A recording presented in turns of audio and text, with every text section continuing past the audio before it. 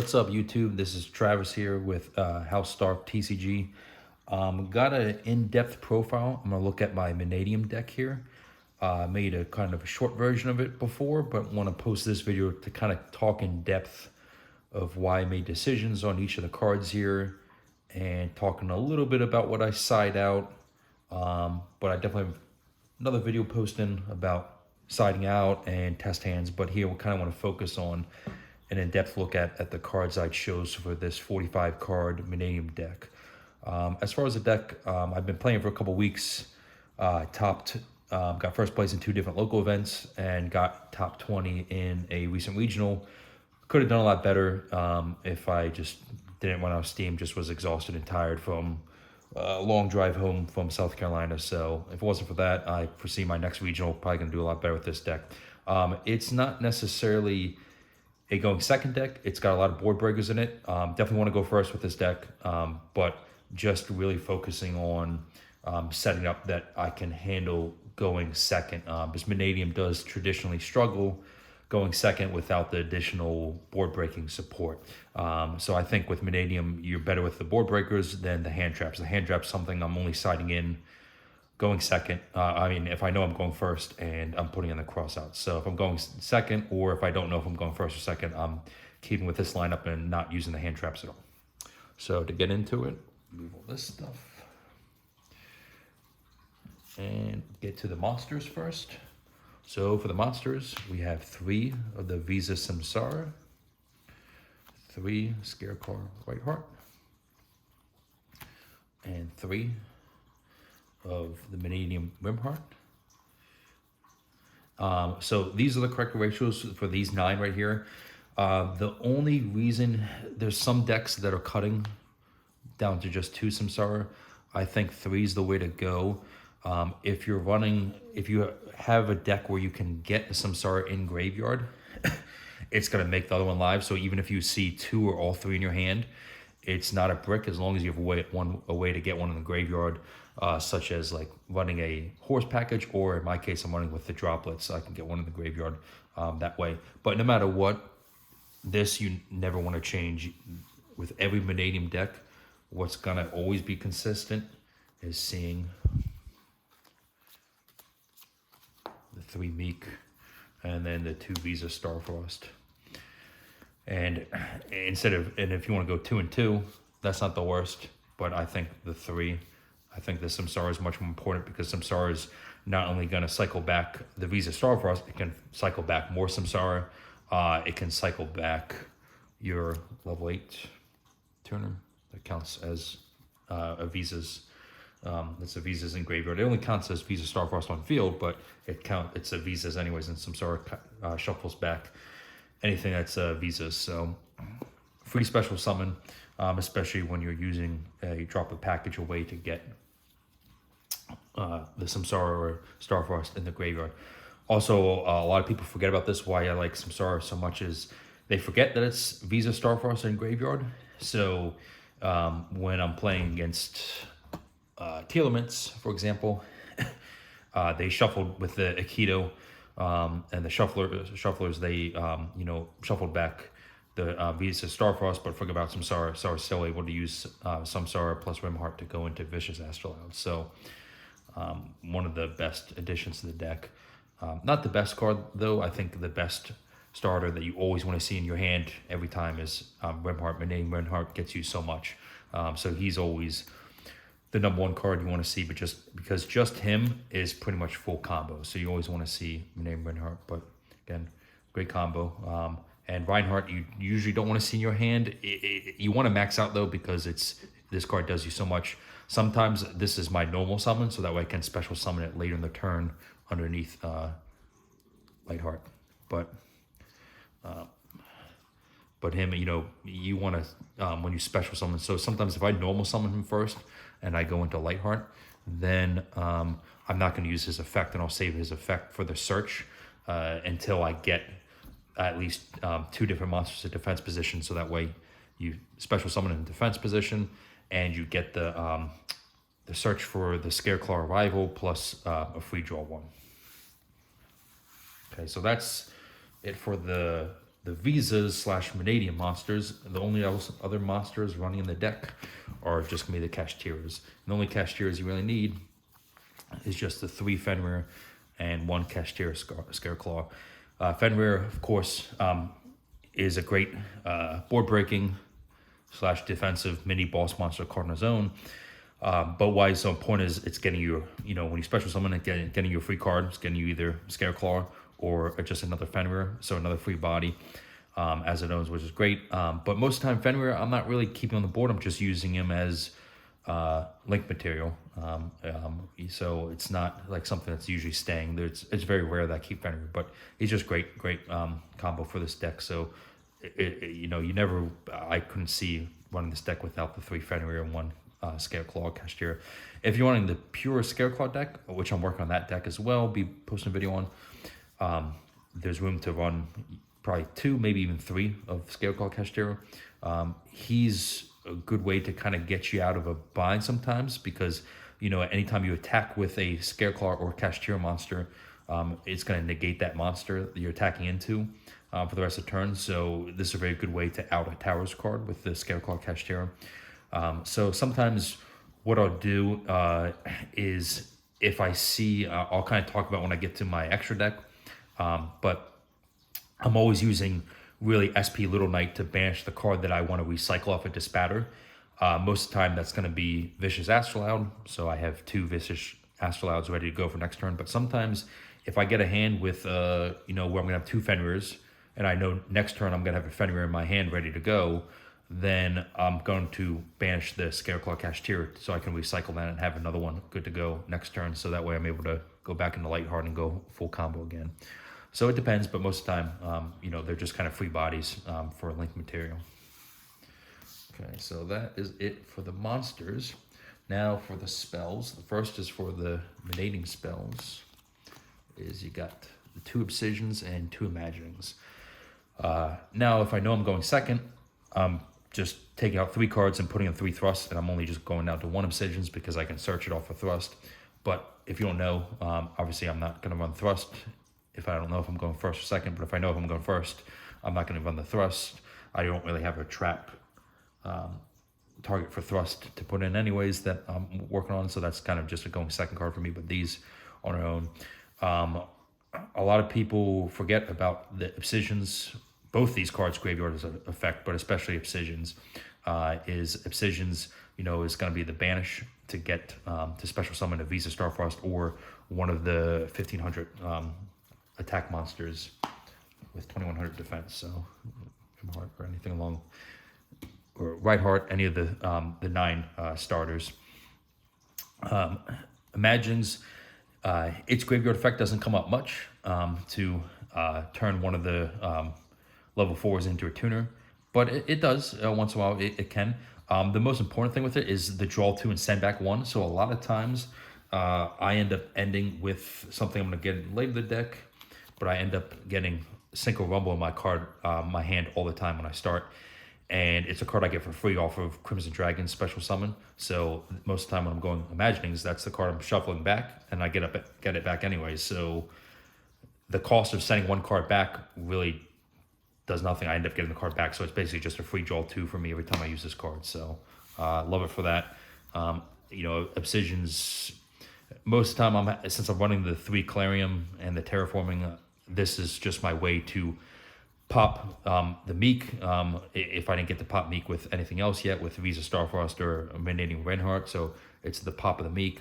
Also, is going to get you the card you need, the Imaginings, or it'll get me the trap that I have at the end, the reframing. So hardly ever using it to get the field spell, but once in a while you can use it for that if you need the field spell and you don't have it yet. The 2 Scareclaw cards, the Scareclaw Arrival, you definitely only need 2. Most of the time, this is the card I'm actually banishing for the special summon. Scareclaw Kashtira, the Kashtira Scareclaw Kashtira here, because I don't really, you can banish Fenrir in the graveyard. That's not a big deal either, but you really don't need the Scareclaw Arrival. Because you don't have any link Scareclaws to protect. This isn't a Scareclaw deck, it's Mannadium. So don't really need that. It's just great for the reborn effect to bring back visas or a scarecrow monster. Something a lot of people forget is, which is great about this card, is Scarecrow Arrival will not only bring back Scarecrow Cashtira, but and Visa Starfrost, but it can bring back Samsara again. So much with this card that everyone's forgetting is that it counts as visas in graveyard, so you can bring back Scarecrow Arrival. It's a light, so you can bring it back if it's banished with Dispatter. Also, level 4 tuner, which is great, a good way to get into Excel, Synchron, or you're using this plus Meek to get into your level 6 Mannadium Trazuka. But it does count as a non-tuner, so you can use it as a non-tuner once per turn, which is great. That definitely comes up a lot.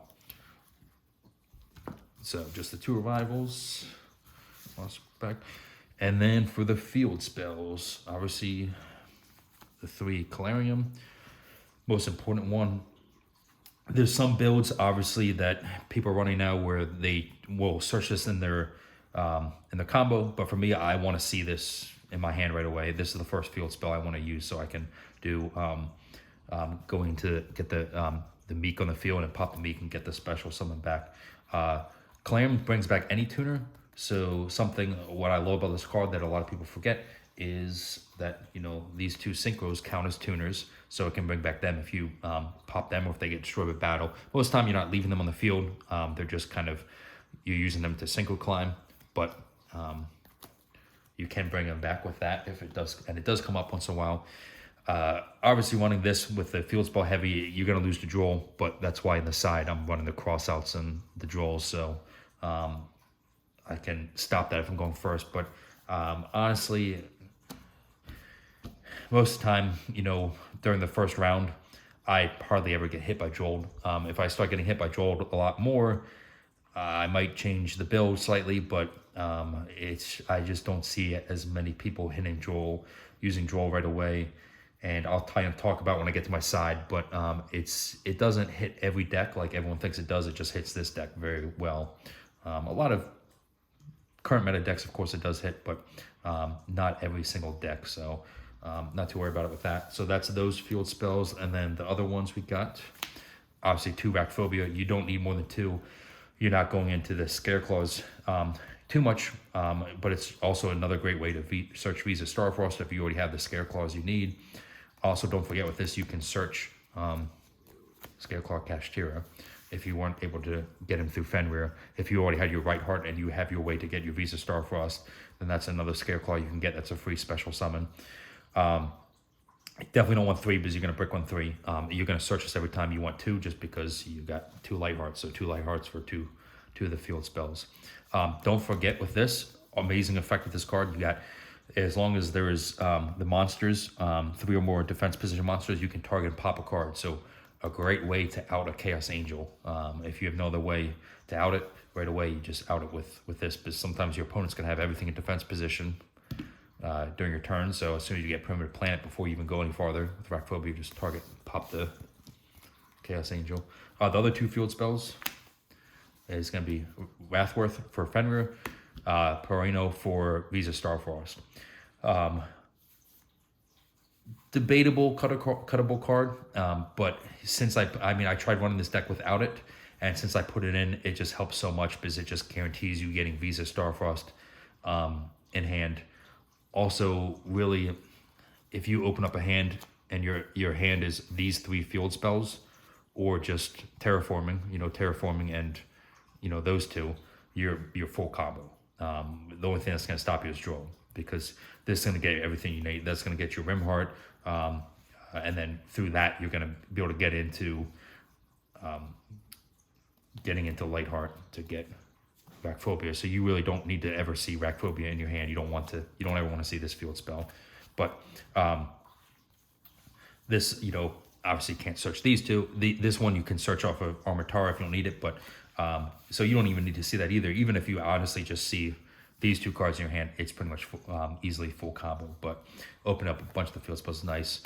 But you definitely only need 1 of the Wrathworth since it's not running a high Kashtira package. So this is basically just a 4th Fenrir copy, and then there's the 5th Fenrir copy. But sometimes with terraforming, I'm not even going Wrathwurst. There's a lot of times which I'll show in test hands. I don't even see Fenrir or the Cashier monsters at all, and it's not a big deal. You can still go easily full combo with this deck. So that is all the field spells. Now to get into the rest of the magic cards. The one Reinforcement of the Army, just to get whatever warrior you need. Another way to get Visa Starfrost, but like I mentioned at the beginning, that's your most important monster right there, is getting that warrior, the Remheart. If you don't have any other way to search him, that's always what you want first, because it's gonna get you full combo, just this one card. As long as you don't get hand trapped along the way, but just this without getting hand trapped is full combo. But if you open up multiple ways to him and to Starfrost and Samsara, it's gonna get you through the hand traps. I showed already the one Synchro Rumble, that's for the Crimson Dragon play. Running a hot, heavy Synchro version of this deck, so I like this. The reason I like this versus running like the Wanted package with Black Witch, and also running Nemesis Flag, all the different other options for this, for like side engines, Horus package, stuff like that. I prefer this instead, because Rumble is never going to be a brick in your hand, because you can always use it. Like I said, most of the time I'm shuffling it back off of Imaginings and getting it back anyways. But worst case, if I don't have a way to shuffle back and I use it, you can get any tuner back. So if you kind of get stopped, hand trapped along the way, so say for example, your Meek gets ashed once you pop it, then you can bring it right back with Rumble and just do the same thing again, you know, find another way to pop it. So really helps you out for comboing if you kind of get hand trapped along the way. But the main goal behind Rumble is to bring back the level 8 tuner, Synchro tuner, so you can go right back into Crimson Dragon twice in the same turn. Okay. And then the one Called by the Grave. Obviously, like I said, this deck loses to Droll. In a 45 card deck, the chances you're going to see the one of very slim, but still, it's great because this deck doesn't lose to any other hand traps other than Droll. So it's great to have, but it's something I can use anyways, because even if I don't get Drolled, I can still use Called by the Grave during my opponent's turn to stop them, to kind of stop one of their plays, any of their graveyard effects going off. That's why I prefer just the Call by the Grave and the way the deck is without the crossouts. I'm only going to put in the crossouts when I know I'm going first, after my opponent has seen the deck and realizes I'm running Mannadium, and they know, hey, the Droll is going to stop it. That's what I put in. But I said is a lot of times, especially when I was running a branded Desperate deck and just kind of counting on the crossouts to stop the ash, I end up never getting ashed, and then crossouts just a brick in my hand. So I don't like running crossout unless I have to, because like I said, 90% of the time for me, crossout ends up becoming a brick in my hand. Even if I set on the field for my opponent's turn, there's nothing I can end up crossing out. So Call by the Grave would never be a brick. That's why I love running it in this deck always. Never ever going to take this card out. Going first, second, whatever, this card always remains in the deck. And 2 triple attack. Most of the time to rip a card out of the opponent's hand if they hand trap me, but if I need the Droll 2, we'll definitely use it. Great, obviously, for going second, board breaker with taking control of a monster. If I know I'm going second and I'm putting in the 3 thrust, I'm just going to cut out one of the talents. So that's one of the cards I'm cutting out as a talents and obsidians, and then the reframing. And again, like I said, board breaking deck. So that's why in the main, it's crazy to see this in the main, but they come up a lot. For some reason, during my regional event, my first 5 rounds, I had to go second. I lost the dice roll and I went second every time, and I won every single time. I ended up in that tie. I was 4-0 at one point, and then I tied and lost 2 in a row after that. Just started running out of gas. But really, these 2 cards, there's a lot of decks I was running that were playing Floodgates and back row heavy stuff, running like Flu I played twice, that ran a lot of like there can only be one and everything, and these helped out a lot. And for some reason I always drew both in my opening hand. So what you always do with this is you always go Harpies first to clear the back row, because if for some reason they negate it, then you use a lightning storm, because against most matchups you're worried more about back row than against their actual monsters, because you can just deal with the monsters with the deck itself. The back row, Mannadium's not the best against dealing with back row, so that's what these help with. But if Harpies does go through, then you still got Lightning Storm to destroy the monsters, especially if you're playing. I played it at least 2, maybe 3 different times. I played link heavy decks, so then I just got rid of back row Harpies and then Lightning Storm to get rid of their monsters, and right on the spot there, the person kept playing, but then as soon as they saw I had Rimheart and went Rimheart and I was about to go full combo, they just scooped and called game 2. So just seeing those 2 cards is amazing against most matchups. Obviously, it's kind of, if you're going first, it's kind of a brick in your hand, but it's great follow-up for next turn. Also, it's going to help you with the best board breaker I have in the deck is the Forbidden Droplet. So if you have these in your hand and they're a dead card, you can send them off of their droplet. Most of the time, you send the Lightning Storm and you want to keep the Harpies just in case. But it depends, on the matchup, of course. But droplet, I think, like I said, it's just so amazing for this deck. You have a lot of free sends. Once you basically use all the field spells, you don't need them anymore. So it's just a free send, especially when you're going second, to have to use the search for the field spell you're sending it. Obviously, Calarium and Rakphobia have second effects, but basically once you use Wrathworth or Perino, you're not gonna have any more use for them to be a field. So it's just a free send for the droplet cost. Also, droplet is great in this deck at dodging. It helps you dodge targeting effects. So if they're about to target you, I had it happen a couple times at least with Rescue Ace. They were trying to contain one of my monsters, and I was able to dodge it with droplet. So I'd go normal summon white card, and they try to contain it. I just quickly dodge it with droplet, and I still get the rival, so I can just bring it right back and then pop it with Rimheart to go full combo. So amazing card for this deck. The board breaker, a lot of Mannadium decks I see running are enemy controller. I don't like that. I actually prefer the impervs, so the 3 impervs. These obviously are hand traps, where I said I don't really want hand traps in this deck, but I mainly use them as board breakers. Also, I use them for when I'm going first as just a set card to be an interruption / possibly shutting down one of the opponent's columns that has a trap or magic card they're about to use. The other amazing thing about imperv is because if you're going second and you see both droplet and imperv in your hand, your opponent's not going to be able to respond to it with a trap card. So you send a monster, a magic card, and a trap card. Forbidden Droplet becomes speed spell 4, and it cannot be responded to by anything. So that's what's so amazing about having these 2 together. Again, and also, with Droplet, I'm already tributing cards to send for costs. So having like enemy controller, that's just another card I have to have in the deck where I'm tributing something and have to send something to the graveyard that's taken away from me, possibly going full combo. So I prefer the imperv over that, because that's going to kind of help me push through boards, or also it's better setup for going first, where it's going to help interrupt my opponent from going combo, and I can shut down their turn, so I get back to my turn and finish them off. And the last trap is just the reframing. This is amazing Omni Gate. Obviously, if I know I'm going second, I'm taking it out, and I'm putting in, I'm taking out this as one of the 3 cards to put in the 3 thrust. But if I know I'm going first, or if I don't know, I'm always keeping this, in the deck, just because not only the actual Omni Negate, which is amazing.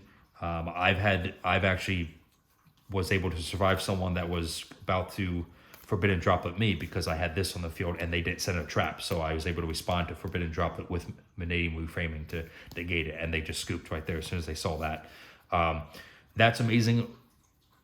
You already, with the board as it is, you have so many Omni Negates on the field that it's kind of overkill at sometimes, But the reason I love it so much is because of the banish effect that when you banish it from the graveyard, you shuffle back the Meeks. And you really don't ever need to shuffle back because you can shuffle back target 3 Mannadium cards to shuffle back in your graveyard.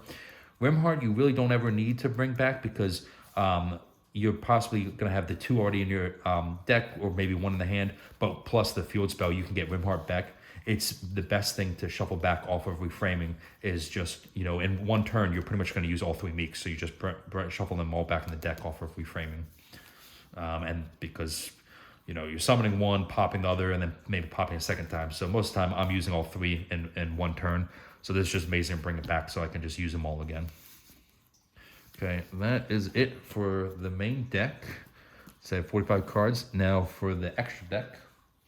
Probably the most obvious one is 2 Light Hearts. The 2 Light Hearts to get the field spell. Most times in the 1 turn, you're using both to get both field spells, but there is definitely a strategy behind not using both in the same turn and saving 1 for the next turn just because it's a free special summon of the Right Heart. So you got a free special summon of Right Heart underneath as long as you keep 1 for follow-up for the next turn. But there's certainly means to go into it twice in the same turn. Then the 1 Cross Sheep. Cross Sheep absolutely necessary, especially in this deck, just because it gives you a free body off of the special summon of the Astrolabe. Helps me combo, with getting back into Crimson Dragon the second time. And then got the 1 SP Little Knight. There's certainly cause to, and not room for me, but there's an argument to run 2 in this deck. I definitely see the value of it. I have a friend that's running 2. I just don't need that 2 in this deck because I'm not really using SP as an interruption / board break. It's kind of like a last resort, but for me, I'm using SP more as an extender. So I'm using SP to banish my Astrolabe in the graveyard, or like I mentioned before, sometimes I'm banishing, I'm banishing one of these 2 in the graveyard, depending on what my hand is. Most of the time Astrolabe because I always want to have 2 ready to go for every turn. But sometimes it could be the Scareclaw Cashier, so I have it back in the deck for next turn. Of course, it's a good interruption as it is. The being able to banish both cards because you can banish Barone, so Barone's live again. So if I'm banishing anything on my field, most of the time, and when I'm triggering, I'm banishing my Barone after I use the Omni Negate to bring it back. But I think the 1's just fine for this build because it's synchro heavy. If you're running a Link heavy version of it, you definitely want 2 Astrolabe. You definitely need 2 in this because you're running so many, 2 Visa, Starfrost, 3 Samsara. You have so many ways to it. I've had times where I was Dimension Barrier. As you're going to see, I don't run Dimension Barrier on my side. I'm not worrying about crossing out because I've been able to, as soon as someone calls Synchro on me with Dimension Barrier, I still have all this I can go into. And all these guys on its own is enough to beat someone. And I just with these cards, I was able to push through and win because just having SP in the field. Obviously, you can't attack directly with the SP effect, so I didn't use the effect, but I brought it. I think I just brought it up for follow-up just in case. But just the 2 Astrolabes as it is, target, pop the monster, and they both gain the half the attack. Just push through that entire board just with those 2. But in most cases, using the Astrolabe as just an extender to get into my full board when I'm going first, and then banishing it, 1 of them off SP, so that way next turn when I'm ready to finish off my opponent, then I can have 2 ready to go again. So I'm going to shuffle this back off Disbatter. And then the 1 Crimson Dragon, and off of Crimson Dragon, like I mentioned already, Disbatter, and then also Crystal Clear Wing Synchro Dragon, level 10. Those are my targets off of Crimson Dragon. You can hard make Disbatter with Excel, but most of the time I'm not really doing that. I'm the majority of the time making Disbatter off of Crimson Dragon, and then this is my second target for it. Disbatter you always want to make first because Disbatter gets you the free special summon back of a banished card of one of the banished cards you banished off of Astrolabe. So you usually want the level 4 Rimheart or Reichard to come back. lot of people don't realize with this card, but it actually has somewhat two negates, but it's not really, the first effect's not a gate. Basically, it makes it immune to activated monster effects once you whenever your opponent activates a monster effect. So if they're about to SP Little Knight and banish it, you can activate its first effect to negate, and then when they go to use the second effect to target both, then you use the second effect to make it immune. So basically, their SP will get banished, but yours stays on the field, and then it's going to gain the attack. It gains attack the turn, so then it's going to be up to 4,600 attack for that turn. Very insane card. Honestly, every duel I played where I got both these on the field, plus a Barone and the SP Little Knight, so if my board ends up looking like this, most of the time the opponent's just scooping with those three cards, because that's really hard to get through. Okay. So for the rest of the synchros, like I said, very synchro heavy here. The one Chaos Angel, debatable, cuttable card. I just love it because it's mainly my, again, my going second card that I'm using to ban something to push through my opponent's board. So either if I'm going second or just, when it comes back to me after I go first. Sometimes I will put this on my going first board because since I'm running a synchro heavy package, it's great to have something to protect your synchro monsters. But I said, again, debatable card. It's just, I love it because it's very easy to get into, to get both effects, because most of the time you're going to have Visas plus Starfrost plus Rimheart, so very easy to get the light plus the dark effect. I've had a lot of times too where in the combo line I was able to get Barone first, and then I still got Visas back plus Lightheart, and I could go into Chaos Angel. So it comes up where I get on the board going first, but like I said, most of the time this is just for the follow-up. Also, it's a great way to banish a card right away, so that way you have a live disbatter. And for the other very important synchro, obviously Barone to Flora, the most important synchro in this deck, gets you the Omni Negate plus the pop effect. You can't forget with this deck, the very important reason for the pop is that you can pop a Meek off of it if you haven't popped your your Meek yet. Also, you can pop the Lightheart to bring it back if you have Visas on the field. So even though a lot of people think with the target and destroy, always using your opponent's monster, but very great utility for this deck just to use it on your own monsters if you didn't get to use Obsidians or Rimheart or Astrolabe to pop on the cards. A great way to pop with that. Something else a lot of people sometimes too, what happens with Astrolabe is when I have Astrolabe in the field, I'm not always using Astrolabe with cross shape to go into SP. Sometimes Astrolabe, remember, it's a level 8 monster, so you can use it with Meek to get into Barone. Most of the time, obviously, with this build, you're going to Barone right away.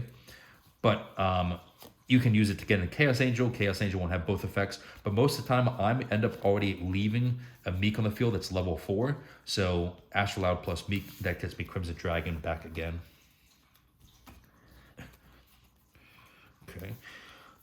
So the other two synchro, I have 4 more synchro monsters here, but the 2 next ones are the Climbers, Excel, and Stardust Dragon. So I'm actually going to be not necessarily cutting him, but siding him out, because I got an Appaloosa coming in, and I'm going to use that when I'm going first as the Link 4 Appaloosa for the 3, possibly 4 monster negates.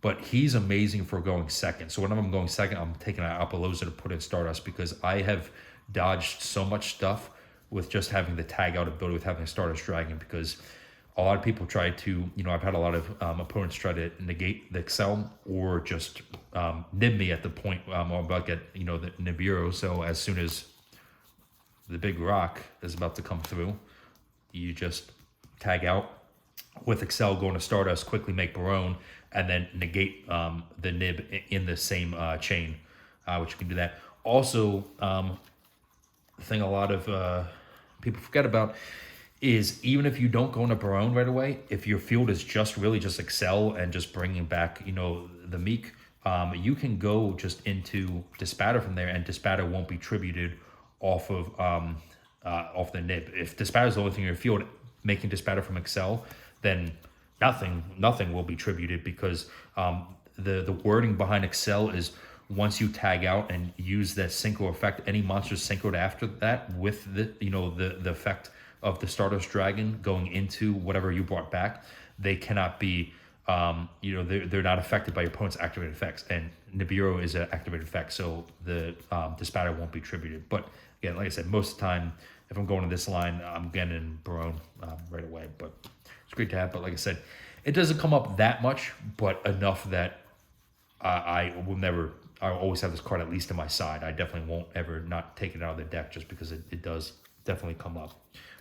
And the last two synchros are the climbers. So, obviously most of the time you're going to Trizuka right away, but Armatara is amazing, just not only for the pop effect. I hardly use the pop effect, with the gaining the 800 attack really helps, because it's not really something I use to finish on my opponent. It's more or less for just a combo card to extend into farther play. So I'm getting the card, whatever card I need that mentions Visa Starfrost, Perino, one of the field spells, or reframing, if I haven't already got reframed yet when I'm going first. Amazing thing with these two cards that a lot of people forget is these are both tuners. So sometimes it hurts them being tuners, but most of the time it does not, because most of the time, you're having your Rimheart or your Reichard. So that, Visa's Armatara plus Rimheart is going to get you Crimson Dragon. Trizuka plus Rimheart, that gets you the level 10 synchro right there, so that can get you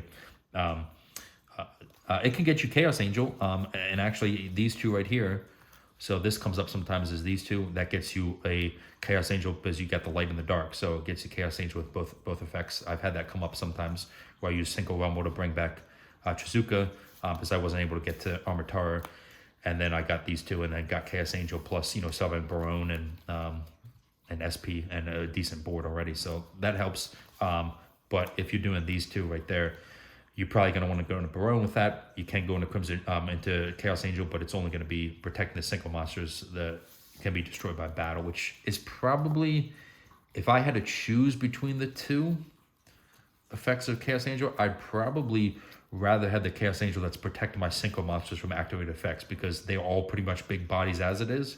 So them being protected by monster effects or activated monster effects is probably bigger than being destroyed by battle. The being destroyed by battle is really just going to help SP from being destroyed for someone going to battle phase to attack it. So like I said, with the new build, when I take out Stardust to put in Appaloosa, I'm going to feel really good about having SP plus Appaloosa on the field with Chaos Angel, because Chaos is just going to protect them from going straight into battle and just trying to beat over him that way.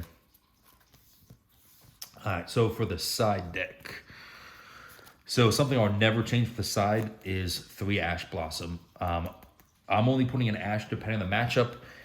If I'm going first, if I know I'm going first, I'm probably going to put in at least 2 Ash, maybe 3, but two for sure, just for cross-up targets. But Ash, I think, by far is the best hand trap, because it hits every single deck. It doesn't stop every single deck. I mean, it's most of the time it shuts down Branded. It could possibly most of the time shut down Labyrinth as well, if depending on what they drew. If they don't have both hand traps, but if they just have the one Labyrinth, Welcome Labyrinth, and not big, or just big Welcome and not regular Welcome Labyrinth, this will shut them down from comboing. But I think it's the best hand trap to keep at 3, just because you want to always, if you're going to have any hand trap of 3, this is the one you always want to see. It hits every deck. The one I do have a 3 in the deck, though, like I said, is the Imperv, which I think Impermanence is the best hand trap, but that's because I said I'm using it more as a board breaker. So I had that in the main, just because it has good synergy with Droplet. But this I'm putting in, depending on my matchup, I'll put in the 3 Ash. So I always want to have 3 in the side, so I can be put in 3 whenever I need them. The other 3, so I have 3 Joel here on the side. I think I'm gonna actually be cutting this down to 2 just to make room for the Stardust Dragon, and that way I can run the Appaloosa in the in the main deck, because I'm not really using Droll as a hand trap. I just want to have the 2 Droll if I know my opponent is sees my deck and they're gonna put in their Droll. So if I have the cross out, just running 1, the chance of you getting 1 in your hand is a high possibility. So having 2 and getting both in your hand, less unlikely for sure. I don't, like I said, the 3 Droll is amazing for sure during this format, but there's a lot of decks that it does not shut down. You Droll branded most of the time, they're still going to combo off. You Droll against Labyrinth, they're still going to go, Trap Tricks. There's a lot of decks, depending what build of Rescue Ace you Droll against, they're still going to go. Same thing with Unchained. All the best decks in meta right now, Droll is not going to completely shut down. The only deck that's really shut down is this deck, Mannadium. So I don't really think a need to run 3. I think the 2 I'm going to cut down to. The 1 Nib, I don't think you need more than 1. There's a possibility you could if you want to run it, but just the 1 for the cross out target. If I do see my hand, if I see both of these in my hand and I get nibbed, most of the time with this deck I'm setting up Barone before the nib anyways, so not too worried about it. But even if I do, I've had plenty of times where I've got nibbed and I still built a crazy board in 1 anyway, so I'm not too worried about it. Just putting it here just beside the space, and heck, if I see the cross out and I get nibbed, I'm definitely gonna cross it out. But always with cross out, if I only have the 1 cross on my hand, I'm always going to cross out Droll over anything else. But if it's past that point and they're not going to Droll me anymore, and I realize they don't have Droll in their hand, then I'm definitely going to use this when I see the nib, just to cross out the nib. But again, not too big a deal. And then of course, like I showed here, showed the 1, there's the 3. So the 3 cross out, said if I'm going first, I'm putting in all 3 cross out. So the 3 cross out plus the Call by the Grave, and then 2 Ash, 2 Droll. Sometimes maybe just put in the 1 Ash, because Ash doesn't really stop this deck, shut it down completely either. But most of the time, if I'm going first, I'm gonna if I know I'm going first, I'm gonna put in like a combination of like those hand traps, maybe even possibly that, so I can keep the 2 triple tactics talent. I'm not too worried about Ash, but it's there in case I decide to. So for the rest of the side, I think the only other cross-out target I have is Anti-Spell. I think I mentioned, but I did used to run Dimension Barrier in here as a cross-out target, but after my regional that I just played in, I got Dimension Barrier twice. I think actually even 3 times, and I never put it in because I was playing against a deck that I wasn't expecting it. Plus, it was just the first. It might have been the second round. The one time, the first round, I wasn't expecting it. But even the second round, they were playing a deck that wasn't really trap heavy, so I wasn't expecting the Dimension Barrier. So I didn't sign in the designator, because the cross-out designator, because they didn't. I didn't see really any hand traps, so I didn't see a need for it. And I just played through the Dimension Barrier 3 times and had no issues. This is the one card I just see as an issue with Anti-Fragments, because you need to be able to play your spell cards. So this is something you have to cross out. Like if they play this, it's not gonna completely shut you down like Droll would, but pretty much just about the same amount. It's on pretty much the same amount of level as Droll. Where, like I said, Dimension Barrier is kind of like Nib, where it kind of slows you down, but it doesn't, stop you. Ash, a well-timed Ash could hurt you, but it's just kind of, you can still easily push through just 1 Ash. That's not a problem with this deck at all. Another cross-out target that's a possibility in this side deck would be the Epidemic Virus. But really with this deck is, the magic cards in your hand, there's sometimes that you lose them all and it hurts, but most of the time you're just searching magic cards anyway. So just losing all magic cards in your hand isn't too big a deal. So this is like the only really trap I'm worried about crossing out with this deck. And then, as I mentioned before, for going second, if I know I'm going second, I'm putting the 3 thrusts. The thrust to search anything. So the thrust, off of that, I'm searching terraforming, obsidians, whatever I need to go full combo, or to break my opponent's board. You know, I can search the harpies, the lightning storm, search the triple tack. You know, like I said, whatever I need for full combo or to break the opponent's board. It's pretty much searches just about every card in the deck. The only card it's not searching is the field spells, but you search terraforming, then you get whatever field spell you need. So basically, again, thrust with this deck, it searches any card you need. Every card it'll get you. It's the best going second card in this deck is having the thrust. And then the last card is just the Herald Abyss, just for Pearly. Pearly, they're delicious down to 1, and then Sleepy's getting put to 2. So probably after January, when Sleepy goes to 2, I'll probably take this out for something else, but really this deck doesn't have the best way to get through Noir as it is. E-Pearly Noir, but it's when I play Branded Despia, I don't even bother to have this in my side because I can attack over Noir with Titaniclide. So I'm not really worried about it there. You know, just because if Pearly was more relevant, definitely I'd be having this in the side deck of every card, but it's not really as relevant as it used to be. So I think just the 1 in this deck is all you need. Cool. Any questions or concerns about the deck, please feel free to comment below. If you have any suggestions for other videos, hopefully the video quality was here pretty good. But let me know if there's anything I could do better with the video quality or talking points behind the deck profile. Like I said, definitely I'm going to post a video on test hands and my Branded Despia deck that I played, and working on a pure Scareclaw / Kashtira heavy deck, so going to be posting that as well. Appreciate watching the video, and let me know any questions or concerns. Definitely be happy to answer any questions. Thank you.